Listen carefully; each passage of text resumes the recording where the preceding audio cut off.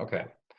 So we've got kind of a small group so far. We may have some more that trickle in here, but we'll see how they do. So generally what I do is, I think we chatted about it a little bit last week, but I tend to have some structured classes, but if there are, if we're kind of smaller, we can have more of a more individualized kind of group discussion. So I always, when we have a smaller group, I always kind of ask if there's anything specific that you guys want to review.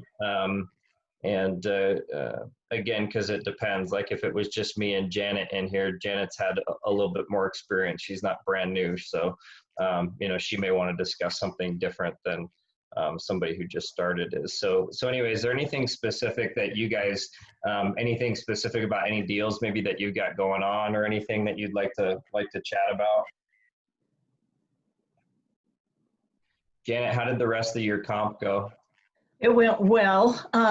Everything went just as we talked about, you know, the prices and everything. And I called the 3 pending contracts, and they all have pending for $475, all 3 of them. So they're all under contract for list price? Yes. Yeah, I mean, you can't get much clearer than that. Right. And the one guy said, well, I have a front to back tri-level, and he said, is that yours? I said, no, it's side to side. He said it will go for a little bit more then. I think so too.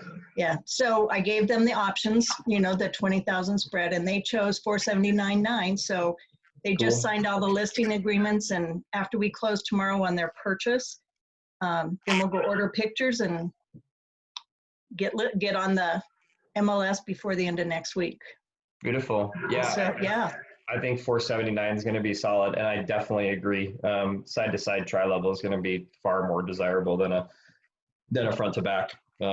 It's just laid out better. Front to backs have a lot of wasted space because they're long. So cool. Well, good. I'm glad. Yeah. I'm glad that. So I'm excited. Yeah. Kind of worked out. Great. Yeah. Awesome. Thank you so much. Oh, Nick yeah, helped me come up with a price. He went through how to price it, and that was so helpful. I don't think anybody's ever gone over that with me like you did. So, and that one's, you know, yeah. And then there's some, you know, and I'll talk about in our class, I think too, is, you know, there's different ways to comp. I'm trying to think, Tammy, was it you that I helped did I help you 2 weeks ago, Tammy? Yeah. You did. Yeah. Okay. That's right. So, you know, and Tammy's was, let's see. And then I helped Lisa last week, I think. Lisa had one that was like a little bit more difficult because it's the owner of the property wanted, they live on Hidden Lake, but they live across the street from the people that live on Hidden Lake. And the client acted like they were lakefront. They were like, we have lakefront property. And I was like, no, they don't. No, you don't. If you don't live on the lake, you don't have lakefront property. Like, they live across the street in the same cul-de-sac as the people. And so, but it was a little bit more difficult to comp because they're, you know, first of all, the houses were a little bit different, a little bit more custom and things like that. So we used more of the statistical approach, Janet, that we talked about, how you can go into stats and look at what the market's done over the last however many years and make that relative to any of the other price or homes that have sold in the area. So we used a little bit more of that rather than recent comps, because there weren't many recent comps and there weren't many relative, you know, comps. So so we'll kind of go over that when we get to kind of the comp session. So I just kind of talked to Tammy a little bit about what she has going on right now. Obviously, Janet, you've got your comp or your listing coming up. You're closing, you said tomorrow on your buy side? Right. My buy side is closing tomorrow, and then I have another small condo that's closing August 6th. Oh, good. I'm going today to meet the appraiser on that one. So. Got it. Okay. Yeah. Great. Terry, how about you? Do you have anything going on right now? Anything in the works? So we just co-listed with a commercial agent friend of mine, 3 acres in Brighton. Oh, cool. Yeah. So it's an interesting property. It's 3 acres.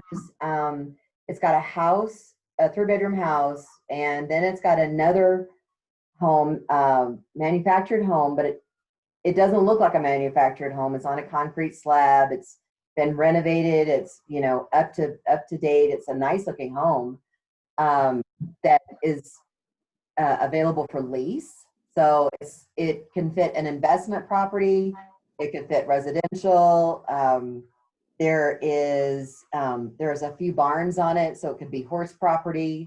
I mean, so it's got a lot of elements going, and then there's mineral rights and water rights, and then a couple of wells on it. So What's it zoned? pardon me. What is it zoned?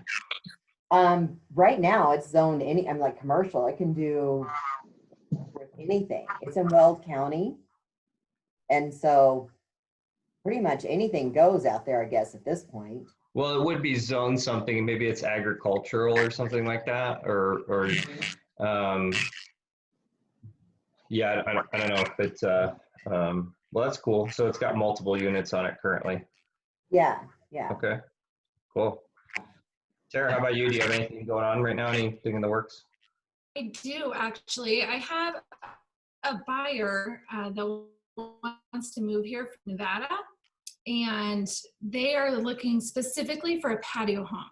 So I've shown him a few different things online, and he hasn't necessarily loved what he's seen at this point, and his range is wide.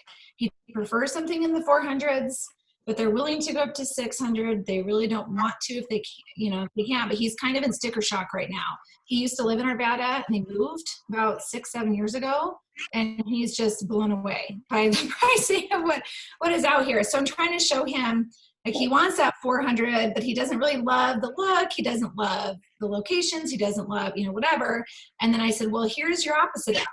Here's what you're going to get if you want to pay a little bit more. And it kind of is in the location that you're telling me you want to be in. So anyway, what he really wants is to be in the Villages of San Marino, which is where I had sold a property in June. And so I just keep putting my feelers out to all the people that I know in that little community and just letting them know I've got to buy it if you're patient with that. And then I have another one that they were just working on credit repair so they can move forward and purchase, but there'll be a VA loan. I've never done anything like that, so that will be new. And then I have a listing that's going to be coming up. They're just waiting. I have a lot of hot messes right now with everything with Corona. They were furloughed from the oil and gas company. He's actually lucky he still has a job. But they need to get some of his employment in order before they can proceed and move forward with listing their home.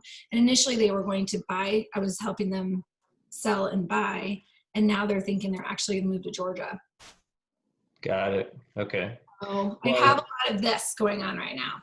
Yeah. Well, the VA loan, there's nothing different on your end. It's a great loan. VA loans are they're phenomenal. They're real strong. They're fully government backed, and you shouldn't have any problems working with the VA loan. They're great because they give such amazing affordable options to veterans. So, but from your end, there's not really much difference. So you don't have to worry about anything there. It's pretty straightforward. So I guess my challenge with it, because I love that they do that. I love that that's an opportunity. The one question that I have from the buy side is, do I have to know anything different about inspection or appraisal on that?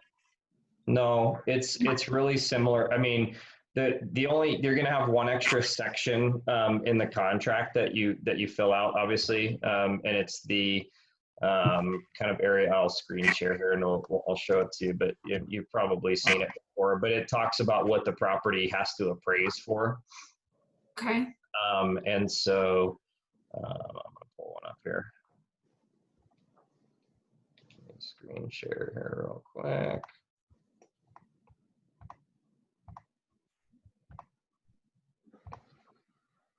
Okay, can you see my contract here? Yes. Perfect. So when you go down here, obviously your loan limitations, you'll check VA on 453. Yep. And then when you come down into number 6, your appraisal provisions. Okay, really the only difference here is this is FHA, but 623 talks about VA. And it basically just says that the buyer shall not incur any penalty by forfeiture of earnest money if the contract price cost exceeds the reasonable value of the property. So a VA appraisal is different. It's honestly no different than our appraisal termination anyway. I mean, it's not, there's not a whole lot different there. It's very similar to an FHA. It just says that, hey, if it appraises low, you know, you can't cancel contract and have them forfeit earnest money. But it's the same with a normal appraisal. That's why we have appraisal deadline and objection. You know, it gives them the opportunity to, you know, if you don't have a resolution. So a resolution deadline is technically also a termination deadline, right? So like if you object to your appraisal and don't get it resolved and you terminate, you get your earnest money back. Okay. So it's not really any different, honestly, than anything else. It's just determined by, instead of being determined by the federal, you know, the Federal Housing Authority, or by, you know, the conventional loans that we do, the Department of Veteran Affairs does it. So they can be a little bit more strict on the appraisal, just like an FHA, where, like, you know, they're probably not going to fully insure the loan on a dump. But that's what I thought. It had to have some, it has to have certain types of repairs if it's an older home.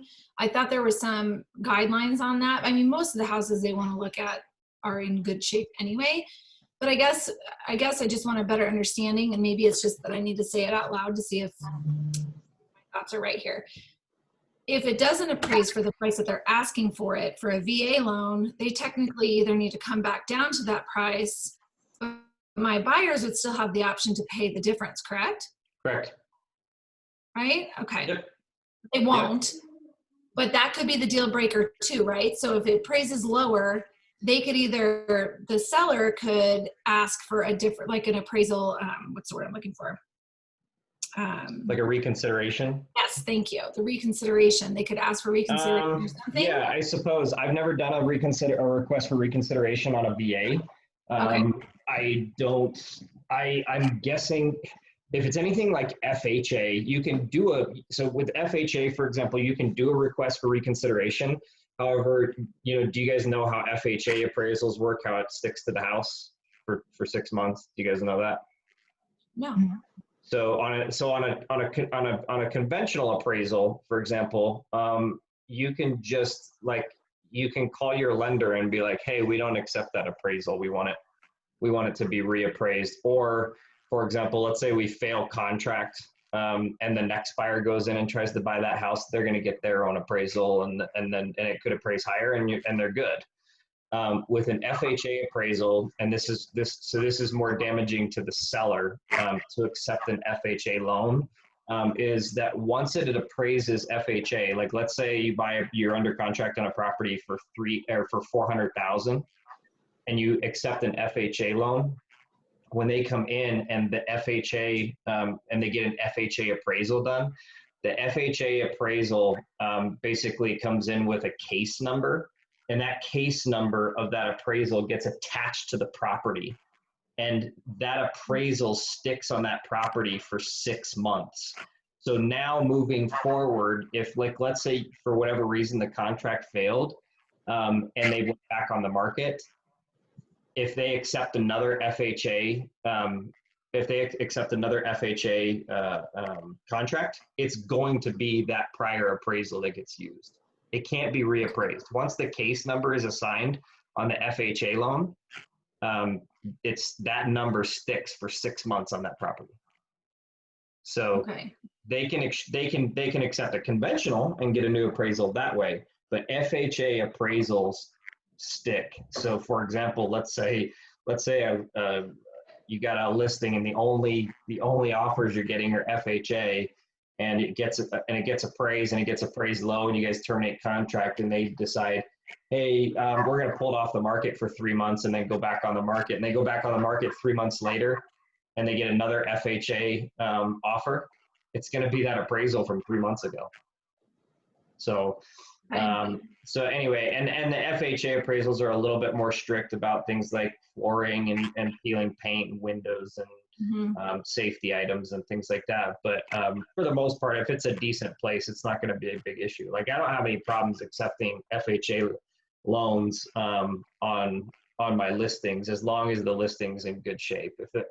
If it's already questionable, it's probably not a great thing to accept an FHA loan. If the condition of the property is kind of like, we'll see how this goes, you know. But if you don't have peeling paint, your flooring's good, carpet's not coming up, things like that, you don't have any broken windows, broken seals, you know, you're probably in good shape. So Nick, from an investment side, would that be a really good little tell-all when you're looking at the property descriptions on some of the investment properties? If they're not offering it for FHA or VA, it's probably because they already know that it won't go. Yeah. Yeah. Okay. Yeah. So like, you know, there's situations, and the thing is, so what happens is when we kind of say, quote unquote, it won't go, it means there's something wrong with the house that means it won't go FHA. And the problem is that in order to close, it's not something like in conventional. Let's say, for example, you go in and the house needs paint. I don't know. You go conventional and there's peeling paint everywhere and it needs paint. On a conventional loan, they'll let you close it. They don't care, and they'll let you take a concession, right? So the seller goes, "Hey, I'll give you $5,000 to paint the house," and you go, "Okay, great," and you close the loan and you paint the house, or you don't, whatever you want to do. FHA, you can't do that. They're conditions of the appraisal. And so the item that needs to be, the conditional item has to be taken care of prior to closing. So when you think about it, the problem that you run into is the seller doesn't want to pay for it, right? They don't want to do it. And they can't give the buyer a concession to do it because it would have to take place after closing, and FHA won't close the loan if it's not completed. So the buyer is not going to do it prior to closing because you wouldn't put money into a house you don't own, right? With the intent to close, because what if something else happened? You'd be like, I just put $5,000 into somebody else's house and we didn't close. And sometimes the seller doesn't actually have the means to do it, right? So they can give a concession because it's going to come out of their proceeds. But if they don't have cash on hand to take care of whatever the item is, they can't get it done. And so that's where there can be like a little hiccup in FHA. And so sometimes people go, we're just not even going to accept a FHA if it's questionable, right? If it's questionable, it'll go. And then condos, same thing. You know, there's a lot of condos that won't go FHA. So right there in the listing, they'll say, you know, doesn't conform, won't do an FHA loan.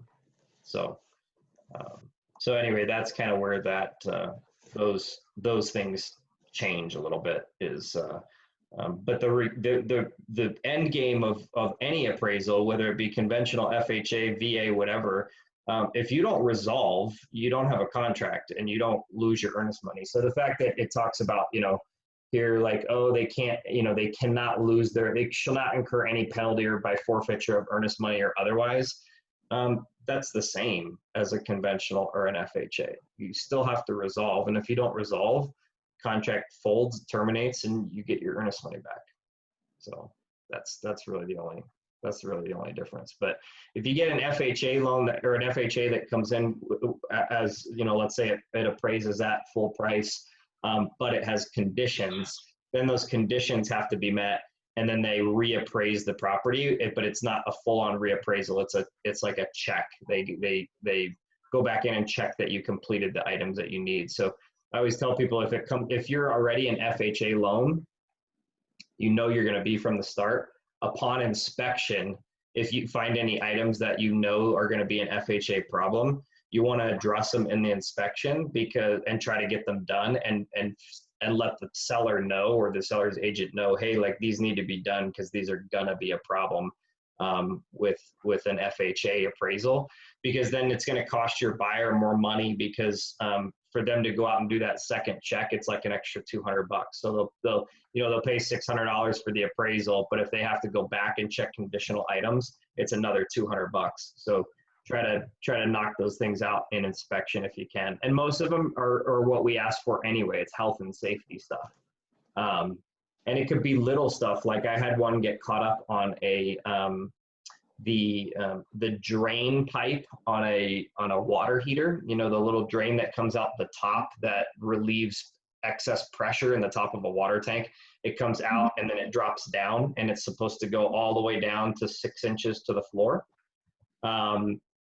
We had a water tank that didn't have that, and that was a condition of the appraisal. So it's considered health and safety because the hot water heaters, that's basically an expansion valve. And so if the hot water heater gets too hot, it blows steam out that.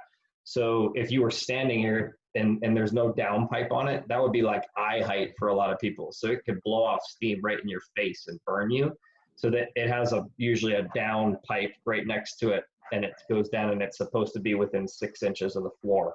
And by the time it gets to the bottom of the pipe, that steam just becomes condensation and drips out. So anyway, it's a really small thing, but it's a health and safety item that'll hold up an FHA deal. And again, the other thing about, you know, just making sure that stuff gets done, if you're on a tight timeline and the FHA appraiser goes out there with a condition that you have to correct, there's a good chance you're probably not going to close on time, because then you got to wait for that FHA appraiser to get back out and make sure that all the conditions are met. Okay. So make sure that, you know, those items are kind of taken care of on inspection if possible. And is the VA appraisal the same as an FHA like that, or is it more conventional? I think it's similar. That's probably a good question for a lender. They might be able to talk a little bit more in depth about that. I know that they're similar. They're a little bit more strict because both loans, VA and FHA loans, the whole idea is that they're 100% backed federally, and that's why they get better rates. That's why FHA and VA loans are better rates than conventional loans, because they're 100% backed. The banks have no responsibility if the buyer defaults. So where other loans, conventional loans, are not backed that heavily by the government. So so there's more risk there. There's more risk for investors. I will ask them. Thank you. Yeah, cool. Anybody have any follow-up questions from that? Cool. Well, let me just kind of slam through a couple of the things. I have another Zoom meeting at 11 o'clock. So I want to get through a couple of things that we talked a little bit about last week. And let's see here, I'm gonna present this.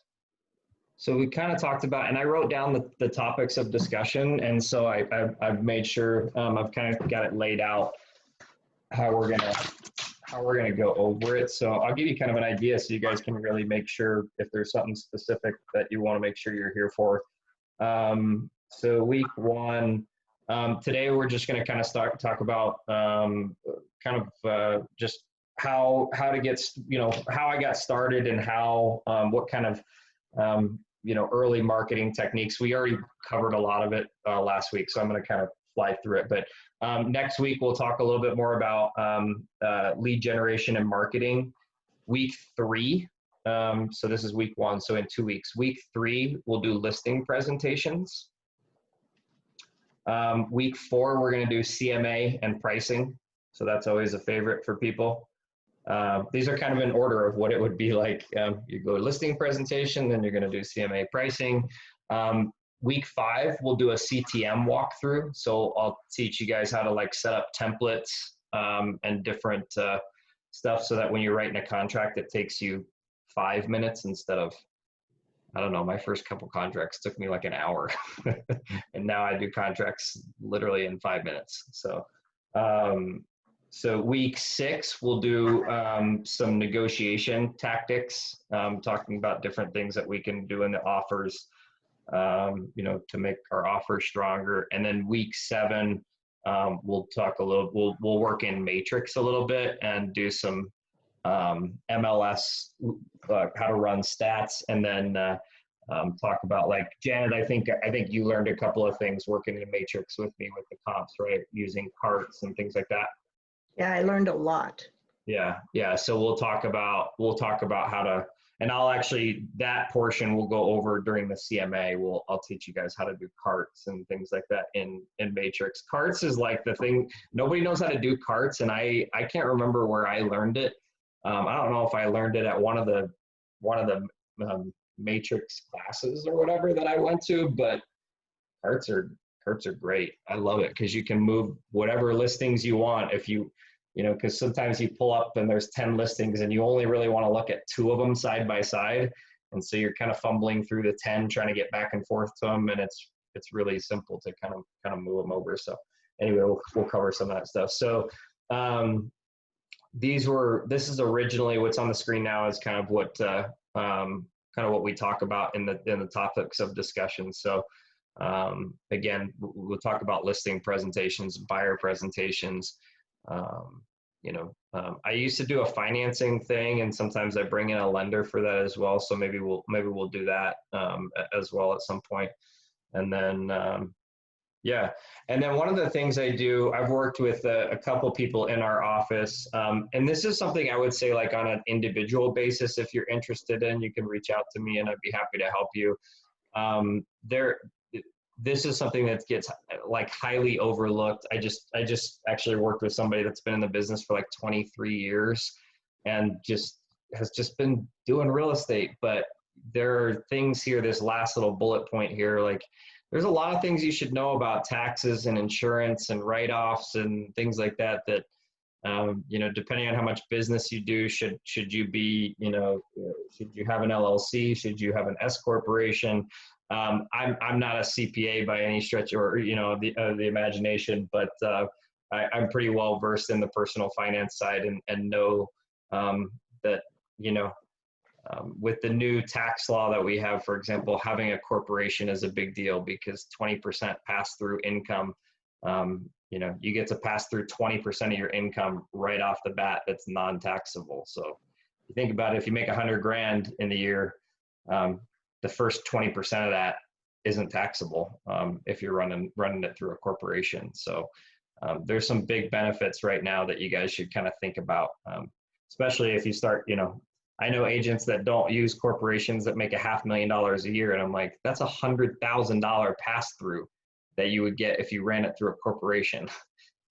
So it's there's some pretty significant stuff. So anyway, the one thing I always like people to kind of do is and I think you guys do this in STAR, so we'll just kind of review it real quickly, and we talked briefly about it last week, but set yourself some goals when you're trying to figure out what you want to do. I do this every year and multiple times a year is set some goals. And when I was younger too, one of the things I did was I put my 10 goals for the year and I put them right on my mirror in my bathroom, so I saw them every single day, and they stare you straight in the face every day. And so, but really just think about when you are setting goals, make sure they are SMART goals, which are, again, specific, measurable, attainable, relevant, and time-based. So whatever it is, write your goal out on a piece of paper and go, is it specific? So again, I want more listings is not specific.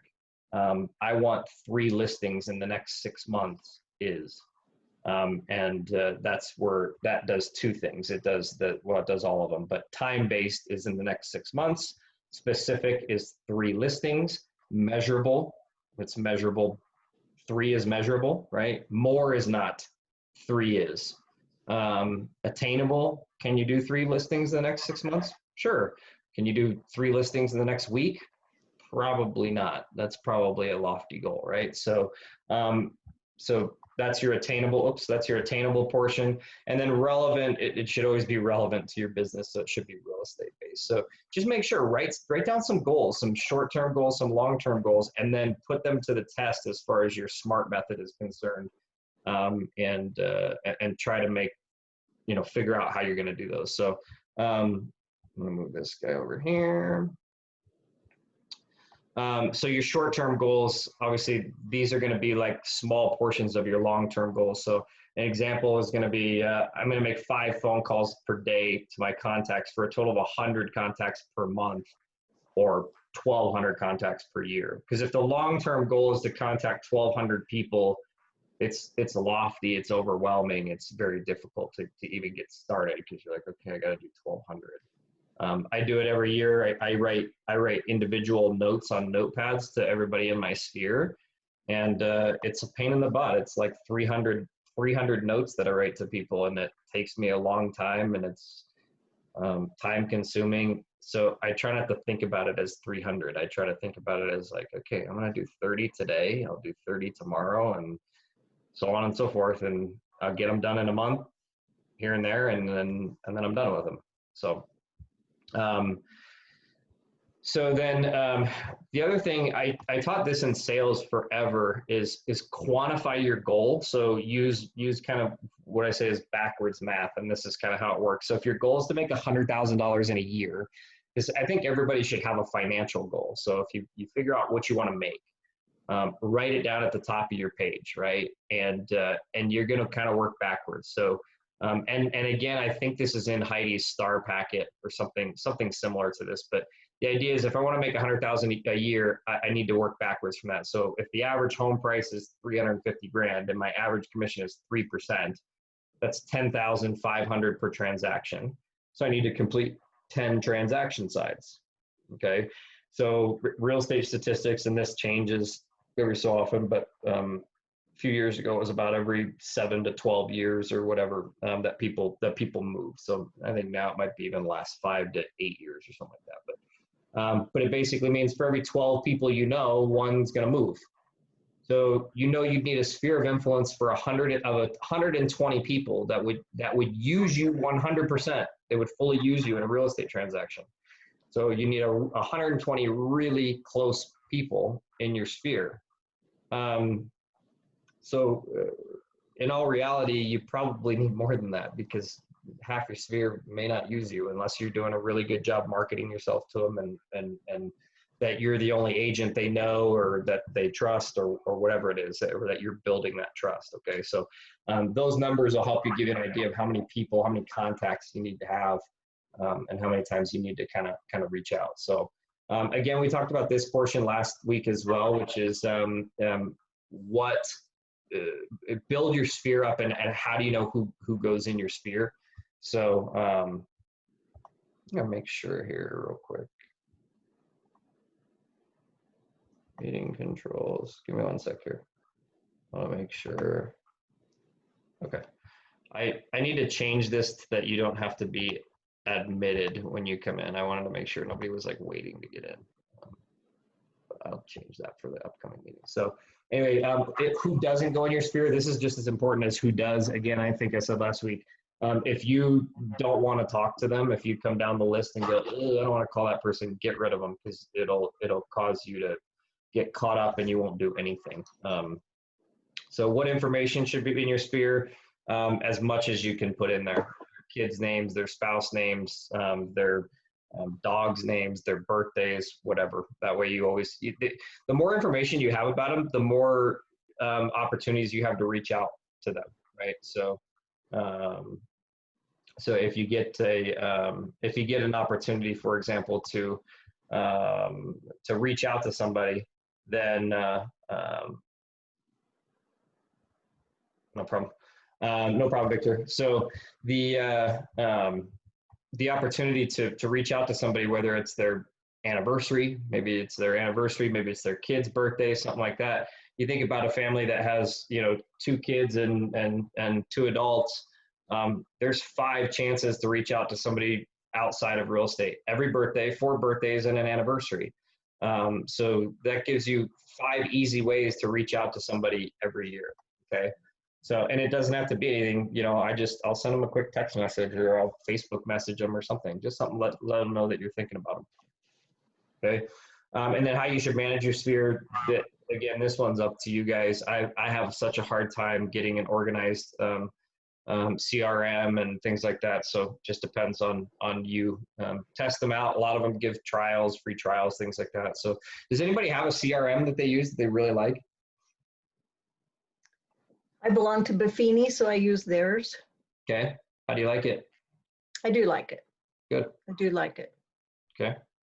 Janet, with the Buffini, does their texting involve, like bulk texting? No, it's emails. Okay.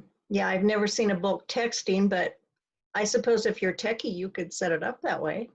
Gotcha. Well, I know Lion, I think it's Lion Desk. I heard recently that's included in their CRM. So I was just, So Contactually also does it. Contactually will do text. okay. So if you're looking for one that does text, Contactually will do it. Anybody else have one that they like or don't like, for that matter? Looking at Lion Desk. Okay. I get upset because we're all part of this huge, #1 organization in the world of Remax, and the CRM that we have is absolute trash.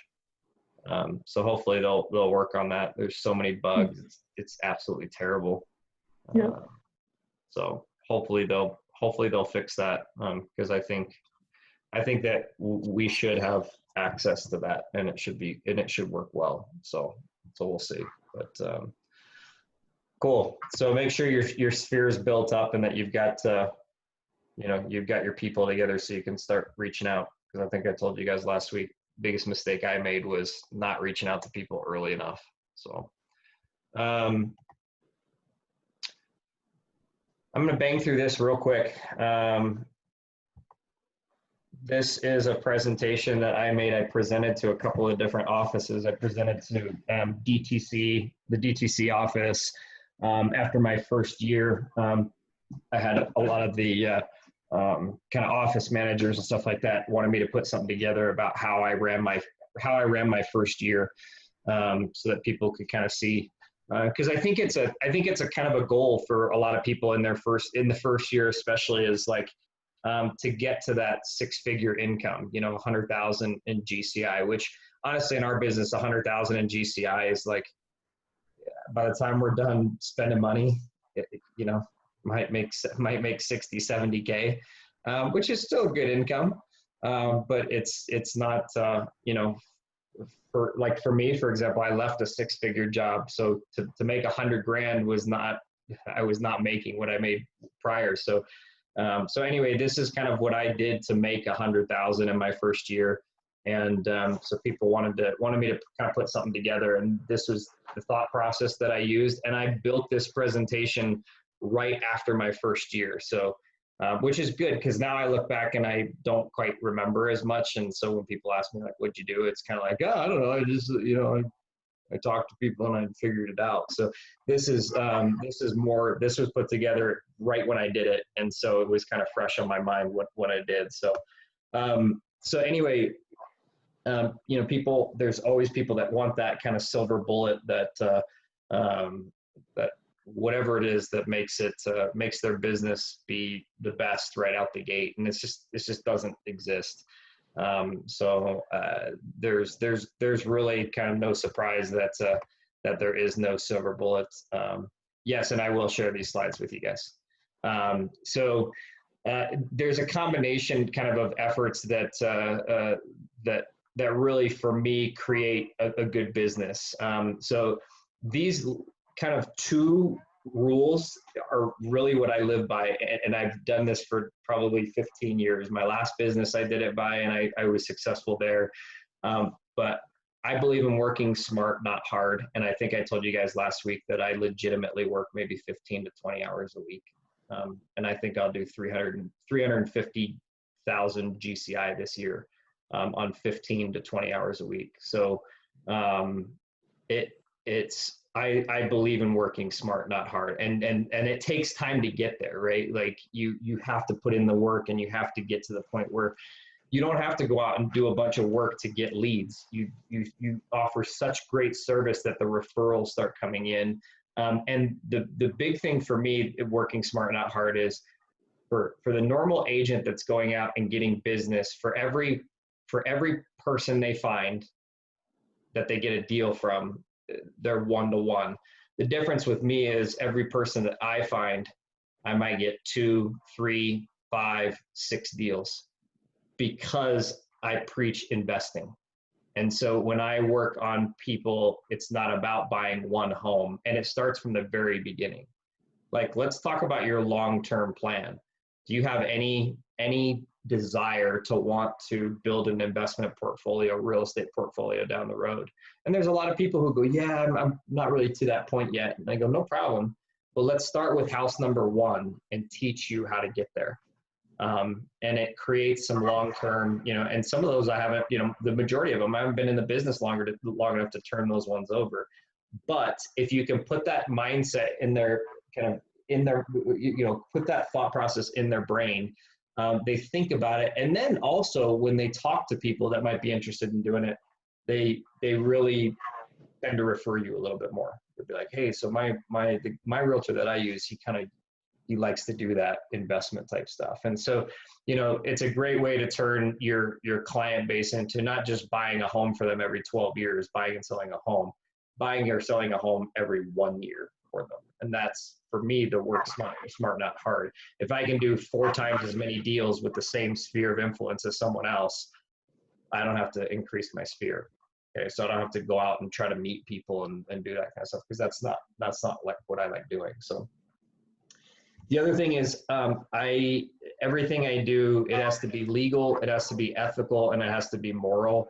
And obviously, legal is objective, and ethical and moral are subjective. And so you have to determine what your ethics and your morals are, and how you're gonna work with those items. But you should never feel bad about the type of business that you're doing, and hopefully nobody else does either. So if I can do it, if it's something that I think is going to benefit me and benefit those around me, if it's ethical, if it's moral, I'm going to do it. So that's how I ran my business. So anyway, kind of 4 keys to short-term and long-term success. I really believe in passive marketing. Passive marketing is something you rarely see direct return on, which might be like mailers, for example. So whether it's database or farm or whatever, I really believe in passive marketing, which is just legitimately, they get something in their mailbox every month that they literally throw directly into the recycling or the trash. But for me, I do believe, based on my prior business experience, that just that quick, like 5 seconds of them seeing your name and your face moves you back up to top of mind. And for the 80 cents per month I spend per person, it's worth it to me. So I do believe in passive marketing if you can do it, because we don't always remember to reach out to people on a monthly basis. And so if you think you can reach out to people and save yourself the money, fine. But for me, the couple $100 a month I spend on passive marketing, that, again, you'll never have anybody that calls you up and goes, hey, I got your postcard in the mail and I'd like to sell a house. It just doesn't work like that. It's the fact that when they do call you, they don't know why they called you. They just know that you do this business, and they're like, let's call Nick. But it very rarely is related specifically to that postcard. It's just one of the many things. So anyway, I use Boomerang to send out the buy one, get one type stuff to my local market on a monthly basis. And that just goes out to my sphere of influence. Okay. Referrals, single most effective way to gain clients. Okay. But it's also the most difficult part of your business to build. You have to have business to get referrals. So that comes long-term, and that comes with the other stuff that we do, which is making sure you're offering great service. So nobody wants to work with the new guy unless the new guy is better than the old guy, right? So outwork, outsmart, kind of outplay your competition, know your trade. There are plenty of agents that have been in this business 20, 30, 40 years, and I'd put myself up against them any day, because they haven't kept up with the markets. They're still doing things the same way things were done 40 years ago, and they're just not efficient anymore. And so, just, you can beat out those people with experience. Just be better. Be better. So, the sphere is your lifeline. Lose your sphere, lose your business. You're the majority of your business is going to come from your sphere. So make sure you're keeping in touch with those. And your book of business will be a direct reflection of the size and health of your sphere. So, you know, maintain your sphere, build your sphere, and make sure that you're constantly reaching out and touching those people. Okay. So here's my exact kind of what I did. In 2018, I did 10 transaction sites. Here's where they came from and kind of how it broke down. So 90% of my business came from referral or by me creating business by talking to someone. So it didn't come from floor or open house. It didn't come from mailers. It was literally like people that I had talked to, they sent me somebody. And I will tell you, those referrals came from my prior business. So my prior business, 8 out of my first 10 deals came from my prior business, people that I talked to and they referred me, or they were in my sphere because they were good enough friends that I knew from my prior business.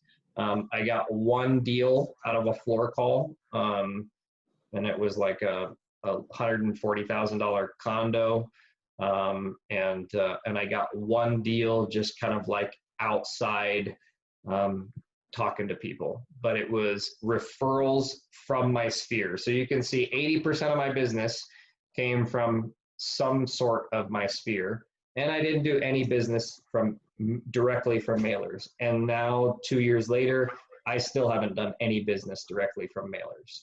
Again, you won't know that it comes from mailers. It's just keeping your face kind of front and center. Okay. Here's what I spent essentially in my first year. So referrals are free, right? Not quite, because you got to remember where your referrals come from. They come from your sphere, so you need to be constantly reaching out to those people in a meaningful way. So why spend so much money on mailers if they brought you no business?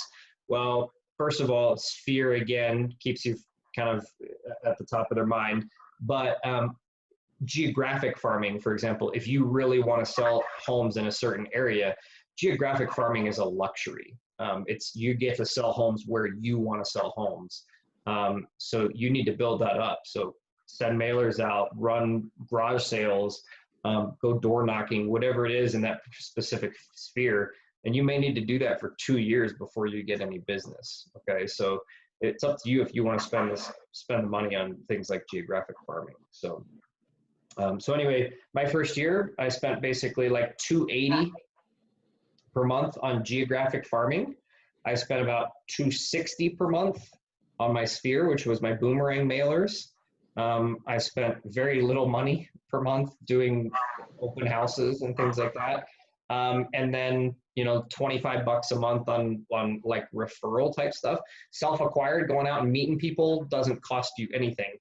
So you don't spend any money on that. Your referral stuff, and I'll show you, this has changed a lot. I have actually eliminated my, I've eliminated my geographic farming. I spend a lot more money working on referrals now that I'm in the business a little bit longer. I spend a couple $100 a month on quote unquote referral stuff. And that is taking people out for coffee, taking people out for lunch, taking people golfing, whatever it may be.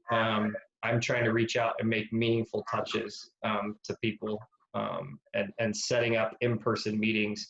I try to meet with at least 2 to 4 clients, 2 to 4 people in my sphere per month.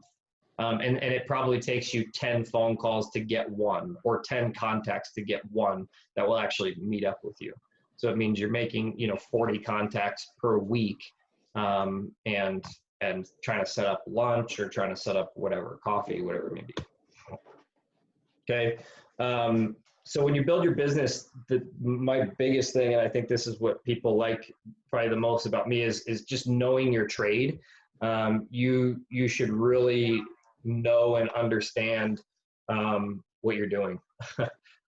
So you should be a one-stop shop for your client. The financial side is not just your lender's job, it's yours too. Build value in your service. Don't send your business to someone else. This means, like, I know a lot of agents that the first thing they ask is, hey, have you been, hey, we want to buy a house. And they go, okay, have you been pre-approved? And they go, no, didn't know where to start. And they go, okay, well, let me hook you up with a lender. And you just send your business away to a lender. You should establish that relationship first and go, no problem, I'll help you work on that. In the meantime, let's talk a little bit more about what you're looking for. Take their word for it that they make X amount of dollars and that they have X amount of debt. Take their word for it. What's the worst that's going to happen? You're going to lose an hour of your time, a couple hours of your time working with a dead end lead. Oh, well. Don't shove somebody off onto a lender right away just because they don't have a pre-approval. Okay. So be able to understand that financial side though, so that you can, so that you can advise your clients about things financially, and let the lender do all the paperwork. You're just talking to them about it. Know your markets, know your trends, know the statistics, know how to properly price a client's home. Those are all things that we're going to talk about. Assure your buyers that you'll do an in-depth CMA for their purchase. That doesn't matter quite as much right now, because it's just, if you don't have the best offer, you're not going to get it anyway. So we're not finding deals right now. So be confident. Okay, if you're not confident, you need to educate yourself on the subject until you are confident, because people can sense that. If you're uncertain about something, clients are going to be able to sense that. And don't be afraid to say, I don't know, but I'll get back to you. I'll have an answer for you shortly. So you want to have your own database of referrals. So get a good roofer, cleaner, photographer, HVAC plumber. Take the stress out of prepping a home for a sale by referring professionals that your clients can trust. So with that especially, guys, this is a great way for us to network amongst ourselves as well. If you guys have a great referral, share it with us. Everybody's always looking for, and like I have, for example, I have a couple good of each one of these, but one, might just be a side job guy that is not licensed, not insured. It's great for working on my property type thing, but you never want to refer somebody that's not licensed, bonded, insured to a client, because you don't want to take on any of that liability. But it's good to know, it's especially for a house that maybe you're prepping to go on the market, but a client or a friend calls you, and says, hey, do you know anybody? I always ask them and be like, do you need them to be licensed, insured, whatever? And they go, no, just a handyman or somebody is fine to work on it. And then you've got good referrals there. So we can kind of talk a little bit more about the different people that we have kind of in our database. So let's see here. Oh, here's what I did kind of on a weekly, monthly, quarterly basis. This is exactly what I did. So weekly, I'd reach out to a few people by phone, text, messenger, Facebook Messenger, something like that. And I try to get them to meet in person. So all you're doing is you're reaching out and starting a conversation with them. And it's really simple. It's just like, hey, Janet, this is Nick. Well, they know who it is. They're in your sphere. So, hey, Janet, just wanted to reach out, say hi, hope you're doing well. That's it. I'm just trying to start a conversation. If she responds, then we're going to get a conversation going. She goes, oh, yeah, doing great. Let us know, how's the family doing? And you go talk back and forth until you go, hey, would you like to meet for coffee sometime? I'd love to catch up. And that's all you're doing. There's no business involved here.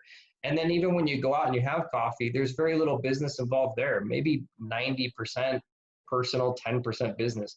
But they're eventually, if they know you're in real estate, they're going to ask you. They'll be like, hey, how's the market? What's the market looking like? I literally have that conversation almost on a daily basis. People ask, what's the market looking like? They know you're in the business. And that's all you're trying to do, is you're trying to confirm that they understand and they know you're in the business. Okay. So anyway, I try to shoot for 2 to 4 outings per month, and it costs me anywhere from $20 to $100 per outing. So it's pretty simple. Monthly, I send out kind of like a passive mailing using Boomerang. I talked to you guys about that already. And I was doing farm, but I'm not doing farm as much anymore. And then quarterly, I do a personalized piece. So I have some template letters that I use on a quarterly basis. I do a Christmas card every year. And then during the summer, like right around now, I do notepads. People love the notepads, and then I just write a little note to them on the front page of the notepad. So people like that, and it's a great way to reach out and touch people. So let's see what else. Oh, randomly. I usually did this on floor. Right now we don't really have floor, but when I had floor and you're sitting there for 3 hours with nothing to do, I would send out kind of random cards to people, and my bottom there is cut off and whatever this is, but I'd send out cards to people just to say hi and remind them that I'm their resource in real estate. So if they ever need anything, HVAC, plumbing, roofing, whatever, reach out to me. I've got great referrals. And so it literally is just a handwritten note. I do maybe like 5 to 10 a week, or whenever I did, if I did, floor, I'd do 20 during my floor shift. And I just go in alphabetical order down my list and send them out. Okay. This is to me all common sense stuff, but be professional at all times and with all people. This includes clients, other agents, agents in your office, front desk staff, etc. I want to double check. Okay, I'm going to say this because I don't think it applies to any of you, but I know some agents that post things like on Facebook that I would consider somewhat inappropriate. And I think that's crazy. If you're in a personal business, I get that, like, if you go to any social media classes, it says, hey, have a nice balance between personal and, professional on your Facebook and social media pages. But I think you should avoid political, and I think you should avoid religion, and I think you should avoid curse words. And I think, like, it's just amazing to me when I see agents that will post up a meme that's like really offensive not to me. I'm not an easily offended person, but it is meant to be an offensive meme. Leave your politics and leave your religion and leave your everything else out of it. Like, people don't want to see that stuff. I think that's incredibly unprofessional. So anyway, it's sad that I feel like I have to say that to people, but it's bad. The other thing, your front desk staff, I can tell you, like, take care of front desk staff, because they will help you. They will help you. And I can't tell you how many calls I've had forwarded to me because the person that was working floor didn't answer. So they were like, hey, I know you're not on floor, but they're not answering. Can I send it your way? And I'm like, yep. And I get a floor call, not even working floor. Okay. So follow through, follow up, inspect what you expect. This is one of the things I learned in my prior job. Okay. Inspect what you expect. So make sure that you're constantly following up with people. So if you say that you'll call back in the next hour, do it, not 70 minutes later. Even if your answer is, or you text them at 60 minutes to say, hey, I still don't have an answer, but I will get back to you again shortly. It's okay to call people and tell them that you don't have any updates for them. It's okay to do that. So if you ask a client to do something, follow up, make sure it gets done. They'll appreciate that accountability. Hey, just making sure you sign that contract, and we'll know because we get email notifications if you sign. So, but it's still a good idea to do that. So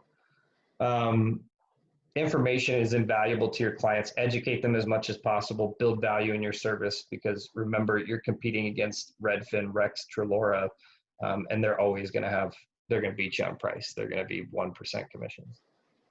Always be available. I think weekends off and nighttime off is a luxury that you get when you're a top tier agent and don't have to worry about if you lose a deal at 8 p.m. But I know some people that they like to set boundaries and say no calls after 6 p.m. or whatever. But if you won't take their call, I certainly will. So that's just know that there's somebody out there that'll take their call. Yeah, Tara. I have a question about that. So when you put in your contracts, do you ever put in no weekend deadlines, or do you allow that? I don't. I mean, does your client want to sell their house or not? Like, that's kind of my point, right? Like, if they go, well, I don't. The only reason I think a lot of people do that right now is because they want that bidding war, and so they go, no weekend deadlines, we'll review on Monday, and they want to have a bunch of contracts to bid back and forth. But the only reason I'll put something like that in is if they give me a Sunday deadline, for example, and they and my clients aren't going to be around to discuss it on Sunday or something like that. But otherwise, you should present them as they come in and understand that it's part of the game. If somebody brings you a 20 grand over asking and gives you a 12-hour turnaround time, you got to make a decision. Like, that's how I do it all the time. I'm like, here's a really good offer. You get 12 hours to answer. Otherwise, we're going to go somewhere else. We got another property. And if you're working with buyers right now, you're going to realize that like somebody that goes, well, we're waiting till Monday to review offers. And your client goes, yeah, but what if we don't get it? I don't want to miss out on the opportunity to make an offer on this other one, right? So I go, no problem. Let's write a really good offer on house number one. I know they're not reviewing until Monday, but we'll give them the opportunity. We'll give them a great price. And if they say no, or they're still waiting till Monday, we'll go back. We'll offer on number two. We'll give them a 24-hour turnaround. And whatever happens there, it still gives us time to go back and submit again on property number one for that Monday turnaround. Okay. Yeah, I was thinking, I talk to agents sometimes about their, the deals that they've had and the negotiations and such, because I feel like it's just valuable information and how things are done or what they received as a selling agent, what they received from buyer's agent. And there was one recently that received a contract at 10 p.m. and they gave him till 8 a.m. or 10 p.m. on Saturday night, and they gave him till 8 a.m. Sunday morning. That's just not good business. I mean, Right? and that's fine. That's, if people want to be, that to me is pushy, right? Like, do you want to be the pushy salesman? Not really. Like, I give 24-hour turnarounds. But like, if I'm going to submit a contract on Friday and they go, we're not reviewing till Monday, I'm going to go, well, my client needs to find a house this weekend and you guys are their number one choice. So we're going to bring you a really good offer, but we need an answer by Saturday. Because if the answer is no, we're going to go and make an offer on another property. So you have to present a contract. If you get a contract, you have to present it to your client. And I'll remind them that. So some agents, they'll be like, well, we're not going to review till Monday. And I'm going to say, well, I'm going to submit you one with a deadline of Saturday, and you need to present it to your client. Pretty simple.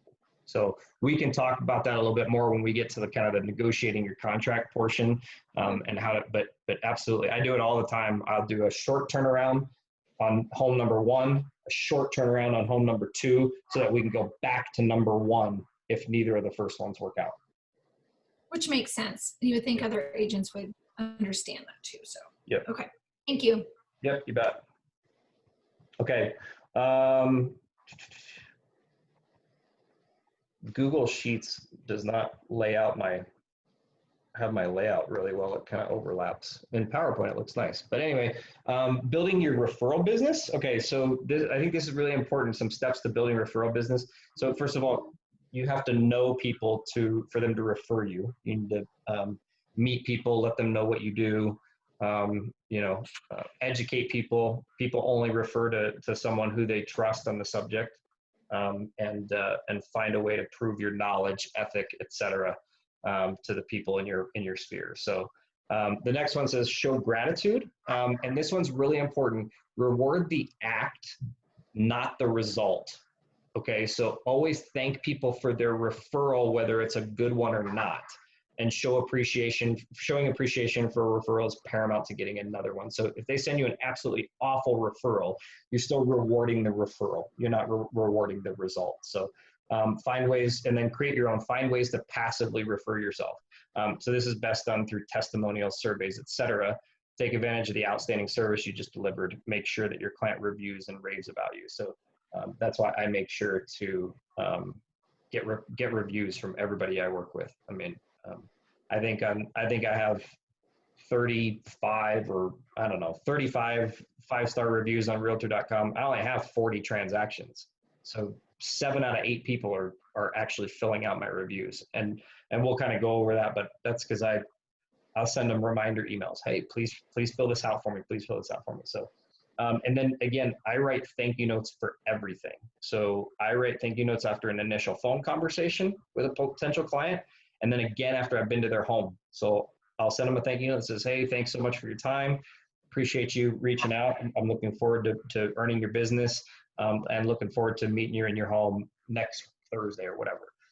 After I've been to their home, hey, thank you so much. And sometimes, depending on the turnaround time, it might be an email. If it's a really quick turnaround, I want to get something into their hands, so it might be an email. Otherwise, I'll throw something in the mail. But after I've been to their home, hey, thanks so much for inviting me into your home. I really appreciate it. You got a beautiful property.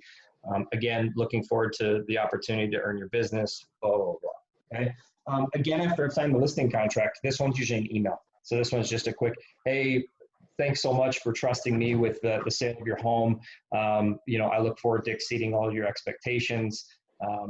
Please feel free to reach out at any time if there's anything I can do for you, or if I'm not meeting your expectations, please let me know how I can do better. Okay. Another one at or just after closing, and another after they fill out my survey. So all my notes are either handwritten, or like I said, if it's a quick turnaround, it's an email. Included with a survey thank you note, I send them a $5 gift card. So I send Amazon gift cards. I have these Amazon gift cards. If you can look at my picture there. Oh, I love that. I have self-branded Amazon gift cards. And so I use those. Some people use Starbucks cards, things like that. But I literally have, these are bags of Amazon gift cards. I mean, I have 100 Amazon gift cards right here, for all different denominations, 5, 10, 50, 25, depending on what I'm doing. Closing gifts or whatever. Usually my closing gifts are a little bit bigger than that, but they're all kinds of stuff. So anyway, take advantage. I write a thank you note to someone. Oh yeah, that's right. I write a thank you note to someone that's referred someone to me. And then another one if that deal gets closed. Hey, thanks so much for referring so-and-so to me. We just closed on their home yesterday. Really appreciate your trust in sending your friend or your family member to me or whatever. So, every transaction, I'm sending like 7 thank you notes to people. And again, I have self-branded thank you notes. These are my thank you notes I send out because we work on building your brand, whatever your brand is. And my brand is not Remax, by the way. My brand is me. So whatever you're building you, because you don't know if you'll always be with Remax. Okay. All right, last stuff here, and then we'll kind of wrap up. I've got my Zoom call on my other computer, but I've got it muted, so I don't know what's going on. So final thoughts on building business. Success is self-perceived, and it's a result of the amount of work you put in. If you feel successful working 5 hours a week and making $50K a year, then you're successful. That'd be pretty good too if you make $50K a year on 5 hours a week. But the more you put in, the more you get out. Steve Robertson said if we all worked 40 hours a week, we'd be millionaires. I believe that. Don't let emotions in your personal life get in the way of your professional endeavors. Just because you need to pay your mortgage doesn't mean that your client needs to buy or sell a home. I see a lot of pressure coming from agents to their clients to get a deal done in a certain time period, and that drives me nuts. So remove your personal emotion from the relationship with your clients. You need to empathize with them, not with you. A hard-nosed approach might get you a deal now, but it's not a good long-term business strategy. Do things the right way, be kind, moral, be ethical. And lastly, learn to self-evaluate. When you stop learning, you stop growing. Don't ever allow yourself to believe that you're the best or that you have something mastered. There's always more to learn. There's always alternative ways. And remember that the world and the industry is always changing, and you need to adapt. So, continue to learn. Always create a learning opportunity for yourself. So anyway, that's it for that one. That's kind of that's what I did in my first year, and the way I ran my business. So any quick questions or follow-ups from that? That's great, Nick. Thank you. That was very robust. You're welcome. Nick, are you going to be able to send us the link for the recording? Mm-hmm. Yep, I am recording it. So it should be, says right here, recording. So yeah, I'm going to figure out, I've never done it before, so I'm going to see where it's saved, and then I'll send that, and then I can send the PowerPoint presentations to you guys as well. Thank you so much. Cool. Yeah, Thanks, Nick. Yeah, you bet. And I think next week is lead generation and marketing. And as always, if stuff comes up throughout the week, and you want to talk about something next week that you guys are wondering about, let me know and we'll chat about it. Okay. Cool. Sounds great. Thanks. All right. Yeah. Thanks, everybody. Have a good week. Have a great week. Thank you. All right. Bye. Yeah. Have a great week.